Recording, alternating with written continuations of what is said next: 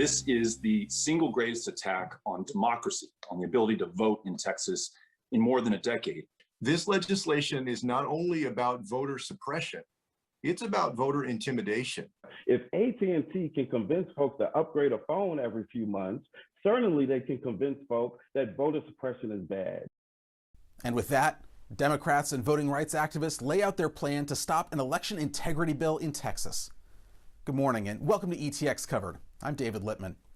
Opponents say they need major corporations to exert their pressure to stop Senate Bill 7.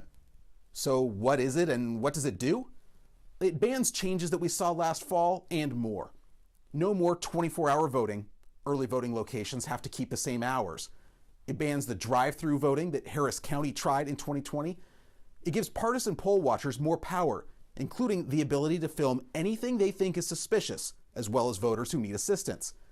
It also makes it illegal for counties to send mail-in ballot applications to anyone who doesn't explicitly request one.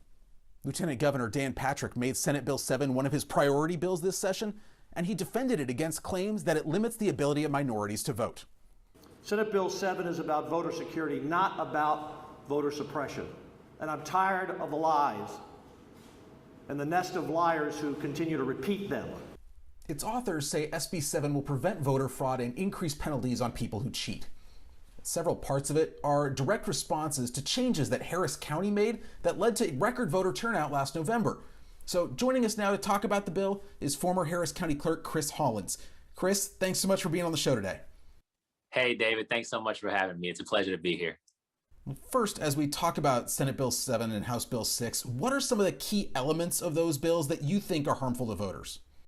Yeah, well, the key story here is that Senate Bill 7, House Bill 6, and the dozens of other bills that go alongside them that are in the Texas legislature right now will make it harder for Texans, harder for American citizens to exercise your constitutional right to vote. Plain and simple. To go through specific provisions, not only do these things, eliminate really popular voting services like extended hours, but they also make it harder to have large voting centers like those that we had in Toyota Center where the Rockets play here in Houston, but also small voting centers like those that you would have in your local library.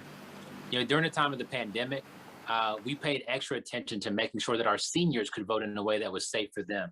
And so we made them aware of their right to vote by mail. These laws would make that illegal. We also introduced drive-through voting here in Harris County, which was very popular. Nearly 1 in 10 voters utilize drive-through voting to vote in person. These laws would make that illegal so that you could never have that in East Texas or any other part of Texas for that matter. They make our voting centers unsafe. They allow people to carry firearms in the voting centers. They allow election workers and poll watchers to do anything that they want to in a voting center, including intimidate voters. It makes it very, very hard to police them in any way, including actually bringing in the police to do so.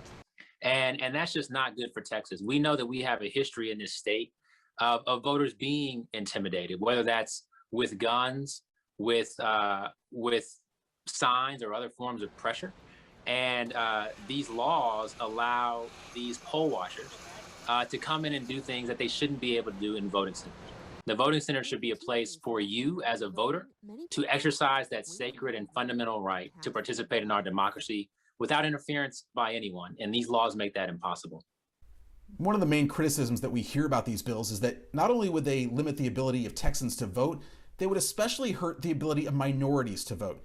So tell me why you and other critics think that these could be especially harmful to Hispanic voters and African American voters. Yeah, absolutely. Well, just a short history lesson here, which I think many of us are aware of. In passing Jim Crow laws back in, the early 1900s and throughout until the Voting Rights Act came in to play, on their face, these laws were written to sound sort of neutral, and maybe some of them sound even helpful.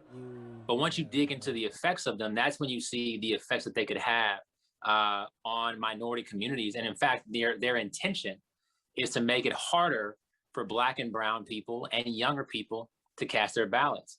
And they don't stop there. These laws go into making it harder for disabled people to vote and older people to vote. And that's a big problem. But, some of the specific aims here, making it so that anybody who wants to can accost a Hispanic person who's bringing their relative to come and vote and force them to provide some form of ID and potentially turn them in for criminal prosecution to the Attorney General's office. That's clearly there to allow for intimidation of minorities at the polls. These issues that I talked about around voting machines. So again, on their face, they say you have to have a uniform number of voting machines at each voting center, which sounds okay. But when you think about the fact that if your local library is too small to house the standard number of voting machines, you can no longer have that as a voting center at all. That's a real problem. And we know that these voting centers have typically not been in places that are set up to serve minority communities. And so you normally have, these, churches or libraries or other makeshift centers that are there specifically to serve those communities. And this law would make that illegal. And that's a huge problem. And I mentioned, potential criminal prosecution. These laws pass, a number of different, clauses that would make it harder for election administrators to do their jobs, for election workers to serve their communities, and for voters to actually vote. And they threaten you with criminal penalties that are the same sort of penalties that you would have for a homicide or kidnapping.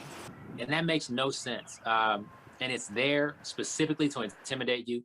It's there specifically to discourage you from exercising your constitutional right to vote. We just heard a couple minutes ago from a group of progressive activists who are part of a coalition that's trying to get big corporations to step in and speak out against these bills. Do you think that's the tactic that could stop them? Well, look, I'm a capitalist. I'm a small business owner myself. I believe in free enterprise. And one thing that I think we all recognize is that to have free enterprise and for free enterprise to grow, you have to have a free country. That's why we're all proud to be in America and not in Russia.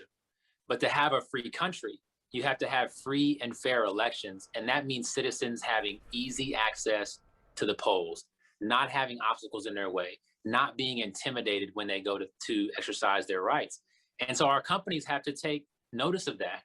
And they have to support their workers. They have to support their customers to fully embrace this idea of democracy and freedom that's ultimately going to prove to be good for business for them. And so, yes, I very much encourage corporations, large and small, to get involved, to make your voices heard, to tell your elected officials that we need freedom here in Texas. And that freedom means allowing people to vote and not making it harder to vote. Chris, thanks for being on the show today. Awesome. Thanks so much.